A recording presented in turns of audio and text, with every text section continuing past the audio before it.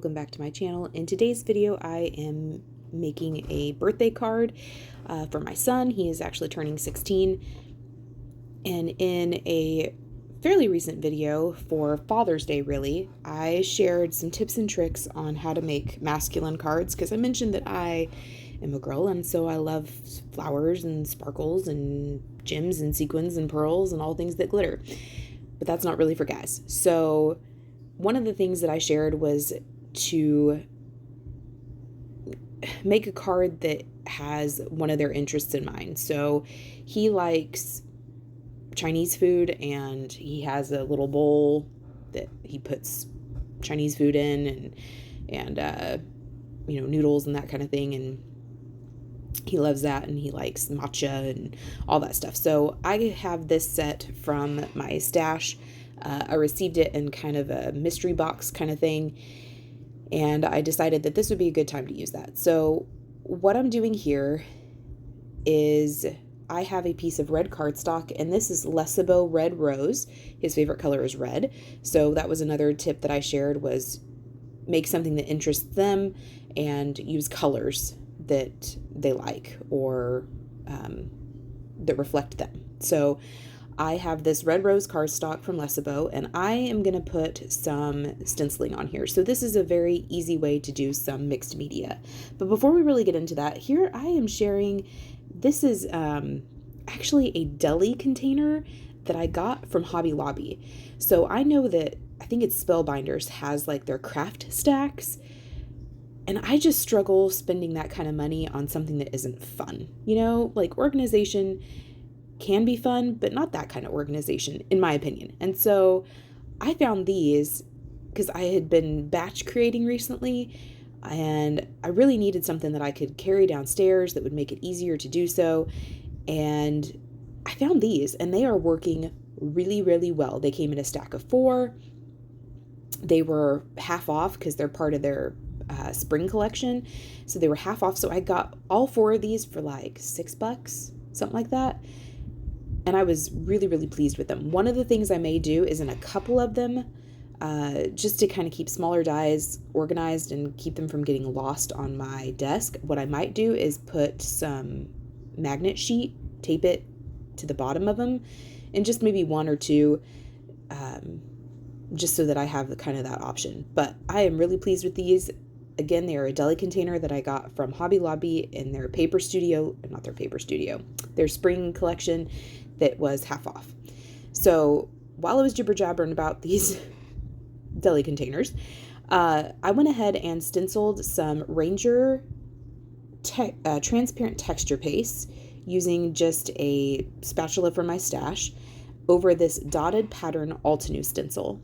And I'm going to set that off to the side to dry. It does not take very long at all. I put a fairly thin layer on there. I just wanted there to be some texture in the background, but not a whole lot. And I really wanted to use this particular stencil. So this is the die set I was telling you about. It is from Spellbinders, and it is called Sweet and Savory. Inside they have this noodle bowl, but they also have like a pretzel, like a soft pretzel. They have a donut. They have a hot dog with all like little trimmings that go on it. A pizza slice with all of like the toppings that can go on it also. And then they have the noodle bowl with all of its kind of accessories, if you will. So this is a pretty easy set to figure out and to put together. And for the most part, these things are kind of grouped together, sort of. So that was something that I was pretty excited about. So I went ahead and die cut all of these out using some HAMMERMILL cardstock, just little scraps from my stash. This was kind of a good scrap user.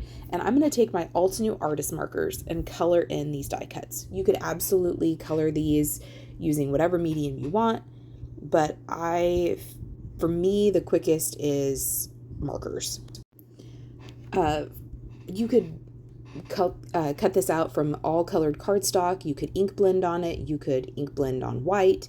You could use watercolors. However you like to color, however you like to apply pigment and color, do that.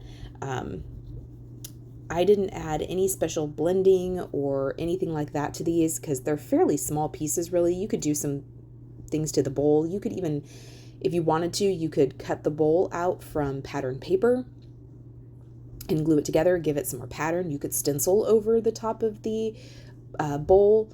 You could ink blend over the top of the bowl, or, you know, the actual sides of the bowl to give the bowl some more interest. But again, I just decided to keep this fairly simple, although you could apply the same kind of measures and, you know, decorate the outside of the bowl to match the person that you're giving it to.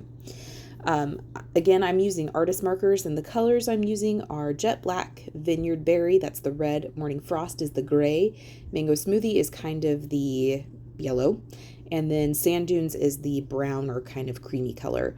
The only time I did any ink blending is over, I don't even know what these are, dumplings maybe?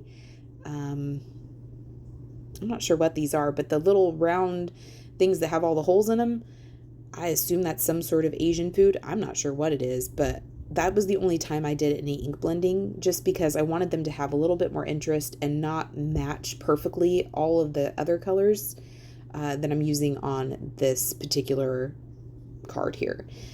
So I just used the Sand Dunes, and then I went over it and ink blended with the Morning Frost just to kind of give it some variation, although you could use the colorless blender or however you choose to color this in. And then I just followed the packaging that the die set came in to figure out how to kind of layer these together and what you could do with them. So I didn't reinvent the wheel. I didn't see that was necessary. And he's 16, so he's not going to really care. He's just going to think it's kind of a fun card. So he's not going to sit there and critique it, or at least I don't think so. He might. You never know. They're 16, so they do some crazy things sometimes. So I'm just going to finish putting this all together, and then I'm going to start adhering and putting the actual card itself together. So once I had all of the pieces of the, bowl put together, I'm going to start adhering things down. So I have a black card base here that is just A2 size. So when folded, it's 4 1/4 by 5 1/2. And I trimmed down our stencil piece. By this point, it was already dry. It literally took like 20 minutes, however long it took me to die cut and color in all of those pieces. So not very long. And I did trim that down to 4 by 5 1/4 just so that there would be this kind of nice black border all the way around. And then I'm going to start adhering all of the pieces down. I did decide to glue the bowl. I'm going to call them dumplings. I really don't know what they are. Dumplings, the bowl, the chopsticks, all down flat. And then I am going to pop up my sentiment. So once I had an arrangement that I was pleased with, and again, I pretty much copied the arrangement that was on the packaging, on the exception of I added the dumplings, just because I felt like the card needed just a little bit more, and a way to kind of make the eye travel around with kind of those neutral colors, the gray and the light tan color. And I felt like that was a good way to accomplish that. So once that was done, I have a sentiment here. It just says very simply, happy birthday. This is from Altenew's One Go Sentiments Better Press plate. I have this in a binder when I make sentiments, or a lot of these One Go kind of plates and sentiment sets are coming out now from various companies. And so when I make one of those, I have all these other extras, and I just end up putting them in a binder so that when I'm in the need of making a card, I don't have to think extra hard about the sentiment also. It's already ready to go. So I'm going to glue everything down flat except for the sentiment. The sentiment I'm actually going to pop up with some Dollar Tree foam squares that I have trimmed down to fit behind it. I put a little bit of liquid adhesive on there just to give me a little bit of wiggle room, which I clearly needed, and just ensure that because they are such teeny tiny slivers, that the sentiment actually sticks down correctly and isn't going to pop off the card. So I did think about putting some sparkle brush on there, but I decided I better not, since this is for my son. I just decided to kind of leave it be. So that is his card, and that is the finished project for today. I appreciate you spending time with me. I hope you felt inspired, and we'll see you next time. Bye.